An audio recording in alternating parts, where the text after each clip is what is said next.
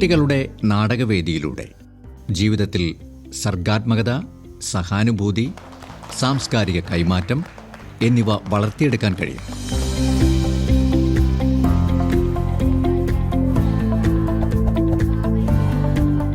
ഒരു ആഗോള പ്രസ്ഥാനമാണ് കുട്ടികളുടെ നാടകവേദി.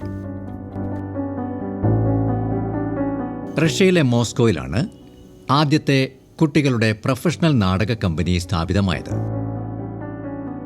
20-ാം നൂറ്റാണ്ടിന്റെ തുടക്കത്തിൽ 1918 റഷ്യയിലെ മോസ്കോയിൽ നതാലിയ സാറ്റ്സ് സ്ഥാപിച്ച കുട്ടികളുടെ ആദ്യത്തെ പ്രധാന തിയേറ്റർ വഴിയാണ് കുട്ടികൾക്കായുള്ള ആധുനിക പ്രൊഫഷണൽ തിയേറ്റർ ആരംഭിച്ചത്.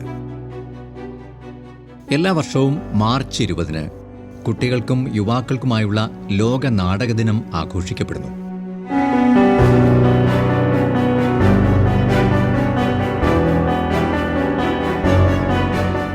കുട്ടികളുടെ ജീവിതത്തിൽ പ്രകടന കലകളുടെ പ്രാധാന്യം എടുത്തു കാണിക്കുന്നതിനും നാടകത്തിലൂടെയുള്ള ഗുണങ്ങൾ കുട്ടികൾക്ക് അനുഭവിക്കാനും കുട്ടികളുടെ അവകാശത്തെ ഊന്നിപ്പറയുന്നതിനും വേണ്ടിയുള്ളതാണ് ഈ ദിനം. 1950-കളുടെ തുടക്കത്തിൽ ചിൽഡ്രൻസ് ലിറ്റിൽ തിയേറ്റർ പോലുള്ള സംരംഭങ്ങളിലൂടെയാണ് ഇന്ത്യയിലെ കുട്ടികളുടെ നാടകവേദി രൂപപ്പെടാൻ തുടങ്ങിയത്.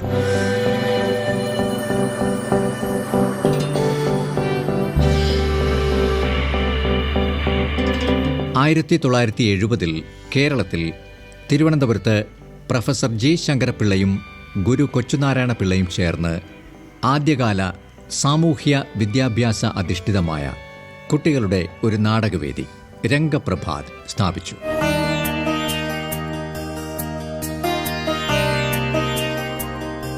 കുട്ടികളുടെ സമഗ്ര വികസനത്തിന് നാടകം ഉപയോഗിക്കുന്നതിനു വേണ്ടിയാണ് രംഗപ്രഭാത് സ്ഥാപിതമായത്.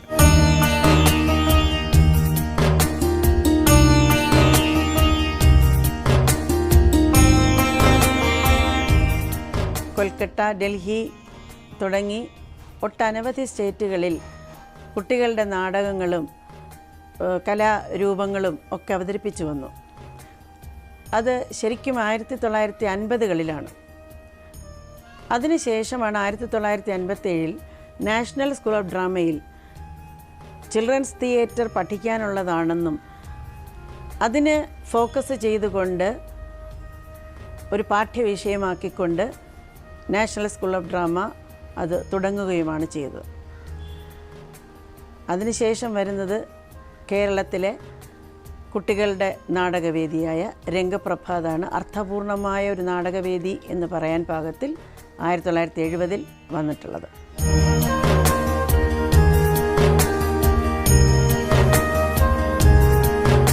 കുട്ടികളുടെ നാടകവേദി എന്ന ആശയം എങ്ങനെ നമ്മളുടെ കുട്ടികളിലേക്ക് എത്തിക്കും, അല്ലെങ്കിൽ അത് മുതിർന്നവരിലേക്ക് എങ്ങനെ എത്തിക്കും എന്ന ഒരു ചിന്ത 1967 ശാസ്താംകോട്ടയിൽ നടന്ന ഒരു തിയേറ്റർ ക്യാമ്പിലാണ് ഇത് രൂപപ്പെടുന്നത്. കേരളത്തിലെ ആദ്യത്തെ നാടകക്കളരി സംഘടിപ്പിക്കുന്നത് അവിടെയാണ്. പ്രൊഫസർ ജി ശങ്കരപ്പിള്ള നേതൃത്വം കൊടുത്തുകൊണ്ട് CN ശ്രീകണ്ഠൻ നായർ ഡയറക്ടറായിരിക്കുന്ന ഒരു കളരിയാണ് അത്. ആ അവസരത്തിൽ ഒരു കുട്ടികളുടെ നാടകവേദി വേണമെന്ന ആശയം ഉത്ഭവിക്കുകയും എന്തിനാണ് കുട്ടികളുടെ നാടകവേദി എന്ന ചോദ്യവും അവിടെ ഉണ്ടാവുകയും ഒക്കെ ചെയ്തു. കുട്ടിയിലെ തന്നെ അവരുടെ മാനസികമായ വികാസങ്ങളെ അല്ലെങ്കിൽ ക്രിയേറ്റീവായിട്ടുള്ള ബുദ്ധിപരമായിട്ടുള്ള കഴിവുകളെ വികസിപ്പിക്കാൻ നമുക്ക് കുട്ടികളുടെ നാടകവേദി പ്രധാനമാണ് എന്നതുകൊണ്ട് 1970-ൽ രംഗപ്രഭാത് എന്ന പ്രസ്ഥാനം ശങ്കരപ്പിള്ള സാർ നിലവിളക്ക് കൊളുത്തി കൊച്ചുനാരായണ പിള്ള എന്ന് പറയുന്ന അന്നത്തെ പ്രൈമറി സ്കൂൾ അധ്യാപകൻ തുടങ്ങി വെച്ചു.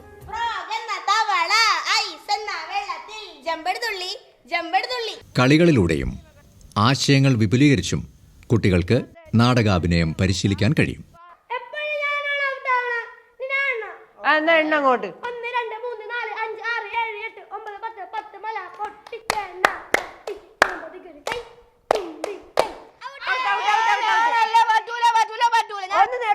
നിർത്ത്. എപ്പോഴും ഉമ്മ രണ്ടുപേരൊക്കെ അല്ലേ ഔട്ടാവണത്. പിന്നെ എപ്പോഴും പാടുന്ന പാട്ടുകൾ തന്നെ പാടണം. ഞാൻ പുതിയ പാട്ട് പാടിത്തരാം. പൂവാടിക്കിളിമകളെ പൂവാടിക്കിളിമകളെ പാവയ്ക്ക പന്തലിൽ കളിക്കാൻ പോകാം. പാവയ്ക്ക പന്തലിൽ കളിക്കാനായി പോകുമ്പോഴേ അങ്ങനെ ഇങ്ങനെ പോയാ പോരാ. ഇതേത് പാട്ട്? അയ്യേ ഈ പാട്ട് നിങ്ങൾക്ക് അറിഞ്ഞൂടെ? ഇതാണ് പുറപ്പാട് പാട്ട്. അയ്യേ ഈ പാട്ട് കേട്ടിട്ടില്ലേ നിങ്ങള്? എന്നാലേ നമുക്കൊരു കാര്യം ചെയ്യാം. ഈ പുറപ്പാട് പാട്ട് പാടിയിട്ടേ നമുക്ക് പാവയ്ക്കാ പന്തലില് കറങ്ങാൻ പോവാം. ഇരി. പൂവാടേ കിളി മകളെ, പൂവാടേ കിളി മകളെ, പാവയ്ക്കാ പന്തലില് കളിക്കാൻ പോകാം. പാവയ്ക്കാ പന്തലില് കളിക്കാനായി പോകുമ്പോഴേ അങ്ങനെയും ഇങ്ങനെയും പോയാ പോരാ. പിന്നെ എങ്ങനെ പോണം? അതെ, പാവയ്ക്കാ പന്തലില് കളിക്കാനായി പോകുമ്പോഴേ കാലില് കാൽച്ചിലമ്പ് കൊണ്ടുപോണം. നിർത്ത്. ഞാൻ ഇപ്പൊ വരാമേ, പാടല്ലേ? ഹായ്, ഇതെന്തരി? ഇപ്പൊ പാടിയില്ലേ കാൽച്ചിലമ്പ്? ഓ, പാവയ്ക്കാ പന്തലില് കളിക്കാനായി പോകുമ്പോഴേ കാലില് കാൽച്ചിലമ്പ് കൊണ്ടുപോണം. പാവയ്ക്കാ പന്തലില് കളിക്കാനായി പോകുമ്പോഴേ അരയില് അരമണി കൊണ്ടുപോണം. എന്നാ വേഗം എടുത്തിട്ടാ. കിട്ടി, എനിക്ക് അരമണി കിട്ടി. എന്നാ ഞാൻ കെട്ടിത്തരാം. പാവയ്ക്കാ പന്തലില് കളിക്കാനായി പോകുമ്പോഴേ അരയില് അരമണി കൊണ്ടുപോണം. പാവയ്ക്കാ പന്തലില് കളിക്കാനായി പോകുമ്പോഴേ കയ്യില് കൈവള കൊണ്ടുപോണം. എല്ലാ കയ്യിലും കൈവള ഉണ്ട്. പെട്ടെന്ന് വെച്ചോ. കൈവള കിട്ടി. പാവയ്ക്കാ പന്തലില് കളിക്കാനായി പോകുമ്പോഴേ കയ്യില് കൈവള കൊണ്ടുപോണം. അപ്പോഴേ കാൽച്ചിലമ്പായി, അരമണിയായി, കൈവളയായി. അപ്പോ പാവയ്ക്കാ പന്തലിൽ പോവാം. അല്ലല്ലല്ല, ഇനി പാവയ്ക്കാ പന്തലിൽ പോകണമെങ്കിൽ ഇനി ഒരു സാധനം കൂടെ ഉണ്ട്. പാവയ്ക്കാ പന്തലില് കളിക്കാനായി പോകുമ്പോഴേ ഉള്ളിന്റെ ഉള്ളില് സ്നേഹം വേണം. പാവയ്ക്കാ പന്തലില് കളിക്കാനായി പോകുമ്പോഴേ ഉള്ളിന്റെ ഉള്ളില് സ്നേഹം വേണം. പാവയ്ക്കാ പന്തലില് കളിക്കാനായി പോകുമ്പോഴേ ഉള്ളിന്റെ ഉള്ളില് സ്നേഹം വേണം. വാ, നമുക്ക് പാവയ്ക്കാ പന്തലിൽ പോവാം. എല്ലാവരും കേറ്. വേഗം കേറിയാ പോവാം. പിപി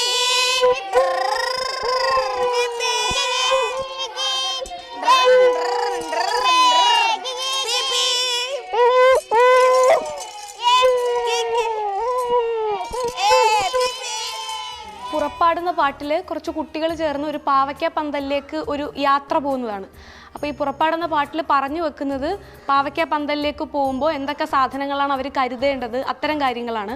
അപ്പോൾ ഈ ഒരു പാട്ടിനെ തുടർന്ന് ആ പാഠഭാഗത്തിലേക്ക് വരുമ്പോൾ നാടകത്തിൽ കുട്ടികൾക്ക് ഈ രംഗവസ്തുക്കൾ അല്ലെങ്കിൽ പ്രോപ്പർട്ടികളുടെ രൂപീകരണം, അതിൻ്റെ ക്രമീകരണം, അത്തരം കാര്യങ്ങളെ പറ്റിയാണ് പറയുന്നത്. രണ്ടാമതായിട്ട് ഇതിൻ്റെ ഒരു ഒബ്ജക്റ്റീവ് എന്ന് പറയുന്നത് മൂകാഭിനയത്തിൻ്റെ സാധ്യത എങ്ങനെ കുട്ടികളിലേക്ക് ഇൻട്രൊഡ്യൂസ് ചെയ്യാം എന്നുള്ളതാണ്. അപ്പോൾ ആദ്യം പ്രോപ്പർട്ടികളിലേക്ക് വരുമ്പോൾ പ്രധാനമായിട്ടും ഈ ഹാൻഡ് പ്രോപ്പർട്ടീസും സ്റ്റേജ് പ്രോപ്പർട്ടികളുമാണ് നാടകത്തിന് പ്രധാനമായിട്ട് വരുന്നത്. അപ്പോൾ ഇപ്പം നമ്മളിവിടെ ചെയ്ത ഈ ആക്ടിവിറ്റിയിൽ തന്നെ കുട്ടികളുടെ കയ്യിൽ കാൽച്ചിലമ്പും അരമണിയും വളകളൊക്കെ കൊടുക്കുന്നുണ്ട്. അപ്പോൾ ഇവയെ നമുക്കിങ്ങനെ ഇതിൻ്റെ മിനിയേച്ചറുകളായിട്ടോ അല്ലെങ്കിൽ ചിത്രങ്ങൾ വരച്ചോ പ്രോപ്പർട്ടികളോ ഉപയോഗിക്കാം. അതുപോലെ തന്നെ ഇതിനെ നമുക്ക് മൈം ചെയ്യാം. ഇപ്പം കാൽത്തള ഇല്ല എങ്കിലും കാൽത്തളയുടെ ആക്ഷൻ കാണിച്ച് നമുക്കതിനെ മൈം ചെയ്യാൻ സാധിക്കും. അപ്പോൾ പ്രോപ്പർട്ടികൾ നമുക്ക് രണ്ട് തരത്തിൽ ഉപയോഗിക്കാം. അപ്പോൾ ഈ നമ്മുടെ ക്ലാസ് മുറികളിൽ അവൈലബിൾ ആയിട്ടുള്ള വസ്തുക്കളോ അല്ലെങ്കിൽ കുട്ടികൾക്ക് ചുറ്റും അവൈലബിൾ ആയിട്ടുള്ള വസ്തുക്കൾ കൊണ്ട് ഇവർക്കൊരു അരങ്ങിൽ പെർഫോം ചെയ്യുമ്പോൾ അല്ലെങ്കിൽ ഇവർ കണ്ട കാഴ്ചകളെ എങ്ങനെ മിനിയേച്ചറുകളാക്കാം എന്നുള്ളൊരു ഒബ്ജക്റ്റീവാണ് ഇതിലുള്ളത്.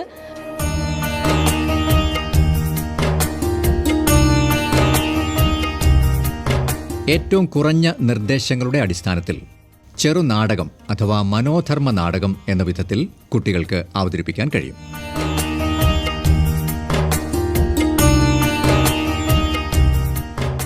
സ്റ്റോറി ടെല്ലിംഗ്, കഥ പറച്ചിലൂടെ, കവിത ചൊല്ലലിലൂടെ, ചെറിയ ചെറിയ കളികളിലൂടെ, അവരുടെ വാസനാവികാസമായ നാടകങ്ങളിലൂടെ, ഒരു സാധനം കണ്ടാൽ അതിനെ എന്തൊക്കെയായിട്ട് ഇമാജിൻ ചെയ്യാൻ പറ്റും എന്നുള്ളതിലൂടെ നിരീക്ഷണത്തിലൂടെ ക്രിയേറ്റീവായിട്ടുള്ള എബിലിറ്റി കണ്ടെത്തുന്നതിലൂടെ, ഒബ്സർവേഷനിലൂടെ, ഇങ്ങനെ ഒരുപാട് കാര്യങ്ങളിലൂടെ ഈ തിയേറ്റർ വർക്കിലൂടെയാണ് കുട്ടികളുടെ നാടകവേദി പ്രവർത്തിച്ചുകൊണ്ടിരിക്കുന്നത്. കുട്ടികൾ സ്വയം തയ്യാറാക്കി അവതരിപ്പിക്കുന്ന നാടകമാണ് പട്ടങ്ങൾ. 2 പട്ടങ്ങൾ സ്വന്തമായി പറന്നുയർന്ന് യാത്ര ചെയ്യുന്നു. ആ യാത്രയിൽ അവർ നേരിടുന്ന സ്ഥലങ്ങൾ, ജീവിതങ്ങൾ, സാഹചര്യങ്ങൾ, അവർ മറികടക്കുന്ന ക്രമരഹിത സംഭവങ്ങൾ എന്നിവയാൽ രംഗം സമ്പുഷ്ടമായിരിക്കുന്നു.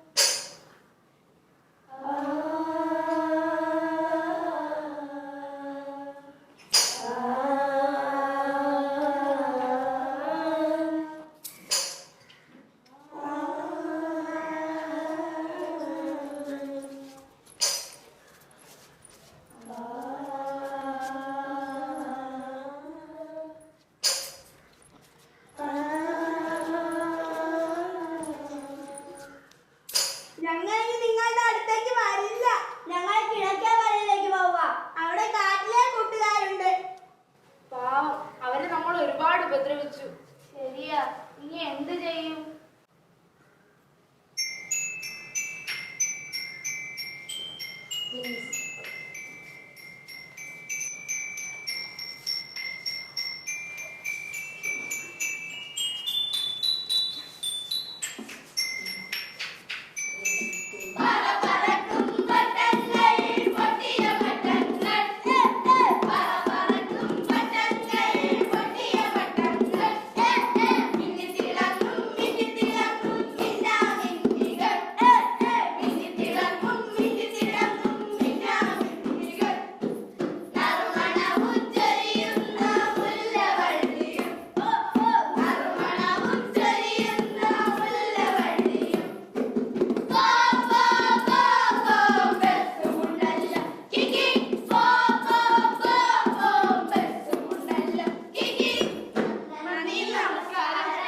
പട്ടങ്ങൾക്ക് സ്വാതന്ത്ര്യം വേണം, അതുപോലെ തന്നെയാണ് മനുഷ്യർക്കും ജീവജാലങ്ങൾക്കും എല്ലാവർക്കും സ്വാതന്ത്ര്യം വേണം. അങ്ങനെ ഇവർക്ക് സ്വാതന്ത്ര്യം വേണമെന്നുള്ള കാര്യം നമുക്ക് മനസ്സിലായി. നമ്മളെല്ലാവരും കൂട്ടായി. ഇതാണ് ഈ കഥയുടെ സന്ദേശം. നാടകത്തിൽ പശ്ചാത്തല സംഗീതത്തിന് വളരെ പ്രാധാന്യമുണ്ട്.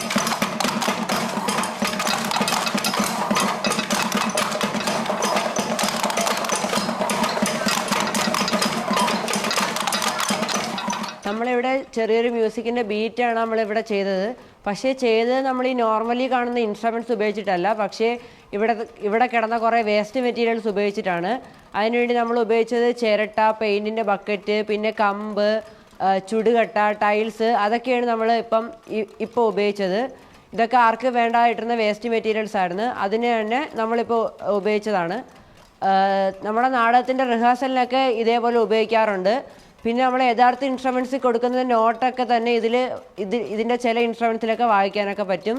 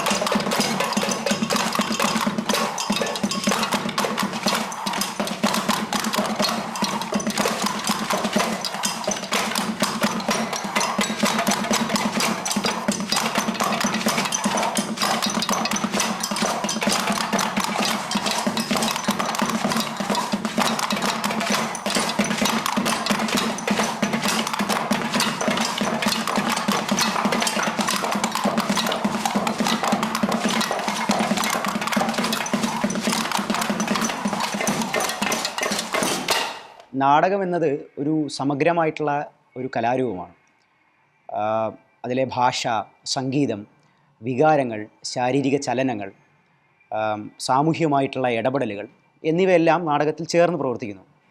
കുട്ടികളുടെ നാടകങ്ങളിലേക്ക് വരുമ്പോൾ ഒരു നാടകത്തിൻ്റെ പ്രോസസ്സ് എങ്ങനെയാണ് അവരുടെ ഓവറോൾ ഡെവലപ്മെൻറ്റിനെ സഹായിക്കുന്നത്, അവരുടെ മൾട്ടിപ്പിൾ ഇൻ്റലിജൻസസിനെ അല്ലെങ്കിൽ അവരുടെ സോഫ്റ്റ് സ്കില്ലിൻ്റെ ഡെവലപ്മെൻറ്റ് എന്നിവയൊക്കെ ഇവ പരിപോഷിപ്പിക്കുന്നുണ്ട്. അത്തരത്തിൽ നാടകത്തിൽ വളരെ പ്രധാനപ്പെട്ട ഒന്നാണ് സംഗീതം നാടകത്തിൻ്റെ. അപ്പം നമുക്ക് സോക്കോൾഡ് പറയുന്ന ഒരുപാട് ഇൻസ്ട്രുമെൻറ്റ്, വലിയ പേരുകേട്ട ഇൻസ്ട്രുമെൻറ്റിൻ്റെ ആവശ്യം പലപ്പോഴും നമുക്ക് വരാറില്ല. അതിന് പകരം നമുക്ക് എന്ത് ചെയ്യാം, നമ്മുടെ പ്രകൃതിയിൽ നിന്ന് കിട്ടുന്ന വസ്തുക്കളോ അല്ലെങ്കിൽ പാഴ്വസ്തുക്കൾ ഒക്കെ, നമ്മൾ ഉപേക്ഷിച്ച് പോകുന്ന പാഴ്വസ്തുക്കളൊക്കെ ശേഖരിച്ച് അവയിൽ നിന്ന് എങ്ങനെ ഒരു മ്യൂസിക് ഉണ്ടാക്കാം, അല്ലെങ്കിൽ ആ മ്യൂസിക് എങ്ങനെ ഒരു സീനിനെ അല്ലെങ്കിൽ ഒരു നാടകത്തെ എൻഹാൻസ് ചെയ്യിക്കുന്നു എന്നുള്ളതൊക്കെയാണ് നമ്മളിവിടെ ചെയ്യാൻ ശ്രമിച്ചിട്ടുള്ളത്.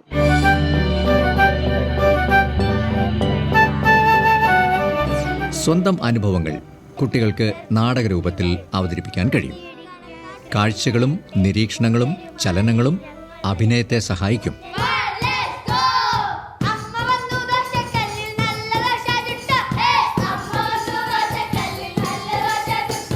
ഒരു പാത്രത്തിൽ നിന്ന് ദോശ കഴിക്കാൻ കുഞ്ഞുറുമ്പ് വരുന്നു. ചൂടുള്ള ദോശയിൽ നിന്നും സാമ്പാറിൽ നിന്നും ഉറുമ്പ് സാഹസികമായി രക്ഷപ്പെടുന്നു. കുട്ടികൾ തയ്യാറാക്കി അവതരിപ്പിക്കുന്ന ഉറുമ്പിനെക്കുറിച്ചുള്ള ആധുനിക നാടകം വളരെ രസകരമാണ്.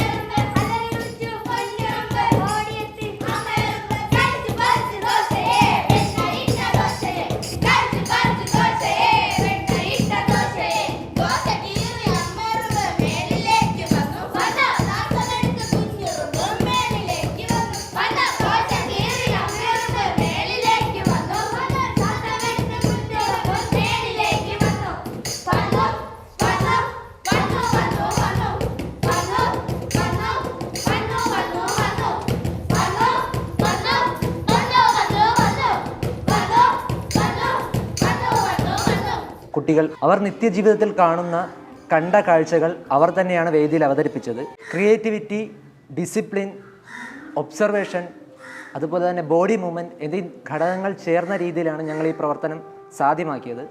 ഒബ്സർവേഷൻ ഒരാളുടെ ക്രിയേറ്റിവിറ്റി എത്രമാത്രം സ്വാധീനിക്കുന്നു എന്നതാണ് ഈ ഒരു പ്രവർത്തനത്തിൻ്റെ ഫലമായി ഞങ്ങൾ ഉദ്ദേശിക്കുന്നത്. അരങ്ങിൽ അവതരണം നടത്തുമ്പോൾ സ്പേസിൻ്റെ സാധ്യതകളും പരിമിതികളും മനസ്സിലാക്കി വേണം ഇടപെടേണ്ടത്.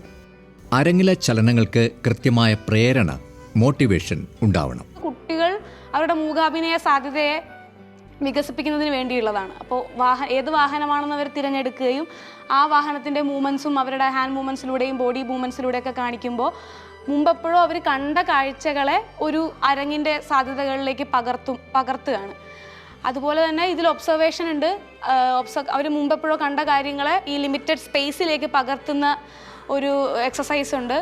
അതിനോടൊപ്പം യാത്ര എന്ന് പറയുമ്പോൾ ഇവർ മുമ്പ് പോയിട്ടുള്ള യാത്രകളാവാം, അല്ലെങ്കിൽ കണ്ട കാഴ്ചകളാവാം, അന്ന് കഴിച്ച ഭക്ഷണമാവാം, രുചിയാവാം. അപ്പോൾ മുമ്പ് ഇവർക്ക് ഉണ്ടായ എക്സ്പീരിയൻസിനെ ഇവർ റീക്രിയേറ്റ് ചെയ്യാൻ ശ്രമിക്കുന്നു. നമ്മളിന്നിവിടെ അവതരിപ്പിച്ച നാടകത്തിൽ ഒരുപാട് മൂവ്മെൻറ്റ്സ് ഉണ്ടായിരുന്നു. അതിൽ മൃഗങ്ങളെ മൂവ്മെൻറ്റ്സും മനുഷ്യർക്കും എല്ലാ ജീവജാലങ്ങൾക്കും ഓരോ മൂവ്മെൻറ്റ് വെച്ച് ഇതിലുണ്ടായിരുന്നു. അഭിനയത്തിൽ ശബ്ദത്തിന് വളരെ പ്രാധാന്യമുണ്ട്. ശബ്ദം, ശരീരചലനം, താളം, സംഭാഷണം ഇതിനൊക്കെ നാടകത്തിൽ സവിശേഷമായ സ്ഥാനമുണ്ട്.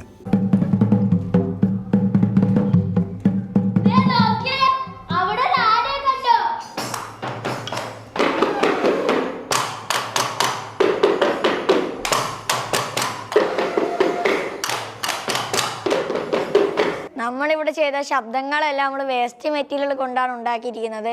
ഇപ്പോൾ എക്സ്റേ വെച്ച് ഇടിമിന്നലിൻ്റെ ശബ്ദവും, ഇത് ചിരട്ട വെച്ച് കടലിൻ്റെ ശബ്ദവും, കവർ വെച്ച് മഴയുടെ ശബ്ദമൊക്കെയാണ് നമ്മൾ ഉണ്ടാക്കിയിരിക്കുന്നത്. രംഗവസ്തുക്കൾ കണ്ടെത്തി കഥകൾ നാടകരൂപത്തിൽ അവതരിപ്പിക്കുന്നത് നാടക പരിശീലനത്തിന് സഹായിക്കും. നാടകത്തിൽ കഥാപാത്രങ്ങളുടെ വേഷ സംവിധാനം, അവർ ഉപയോഗിക്കുന്ന വസ്തുക്കൾ, പശ്ചാത്തലം എന്നിവയ്ക്കും പ്രാധാന്യമുണ്ട്. ഞങ്ങൾ ഈ നാടകത്തിൽ ചെയ്തിരിക്കുന്ന പ്രോപ്പർട്ടികൾ വേസ്റ്റ് മെറ്റീരിയൽ കൊണ്ടുണ്ടാക്കിയാണ്. എന്ന് വെച്ചാൽ മുല്ലവള്ളി റോപ്പ് വെച്ചുണ്ടാക്കിയാണ്, പിന്നെ ബസ് കാർഡ്ബോർഡ് വെച്ചും, അങ്ങനെ നമ്മൾ വേസ്റ്റ് വെച്ചാണ് മിക്കുള്ള സാധനങ്ങളും ഉണ്ടാക്കി വെക്കണം. കഥാപാത്രങ്ങളുടെ അഭിനയവും വേഷവിധാനം, ചമയം, രംഗപടം, രംഗവസ്തുക്കൾ, രംഗശില്പം ഇതെല്ലാം അരങ്ങൊരുക്കത്തിൻ്റെ ഭാഗങ്ങളാണ്. ഇന്ന് കേരളത്തിൽ ഒട്ടനവധി കുട്ടികളുടെ നാടക വേദികളുണ്ട്. എല്ലാ വേദികളും ഒരേ സങ്കല്പത്തിലാണ് പ്രവർത്തിക്കുന്നത്. അതായത് ഇന്ന് നിലനിൽക്കുന്ന സാമൂഹ്യ സാംസ്കാരിക വ്യവസ്ഥിതികൾ നമുക്ക് കാണാവുന്ന കുറേ കാഴ്ചകളുണ്ട്. അതിനെല്ലാം നന്മ തിന്മകളുണ്ട്. ആ തിന്മയിലേക്ക് നയിക്കാതെ നന്മകളിലേക്ക് നയിക്കാൻ ഈ കുട്ടികളുടെ നാടകവേദി പ്രയോജനപ്പെടും. അതിൻ്റെ അടിസ്ഥാനത്തിൽ കേരളത്തിലെന്നല്ല, ഇന്ത്യയിലെന്നല്ല, വേൾഡിലെന്നല്ല ഒരു കുട്ടികളുടെ സ്ഥിരം നാടകവേദി നമ്മുടെ സമൂഹത്തിലുണ്ടാവണം. അത് ഒരു 10 കുട്ടികളുണ്ടെങ്കിൽ അവിടെ ഒരു കുട്ടികളുടെ നാടകവേദി നമുക്ക് ആവശ്യമാണ്. അതുപോലെ തന്നെയാണ് സ്കൂളുകളിലാണ് ഇത് ഏറെ നമുക്ക് പ്രാധാന്യം നൽകേണ്ടത്. അതുകൊണ്ട് തന്നെയാണ് ഇപ്പോൾ ഈ വിദ്യാഭ്യാസ പദ്ധതിയിൽ കല ഉൾപ്പെടുത്തിയിരിക്കുന്നത്.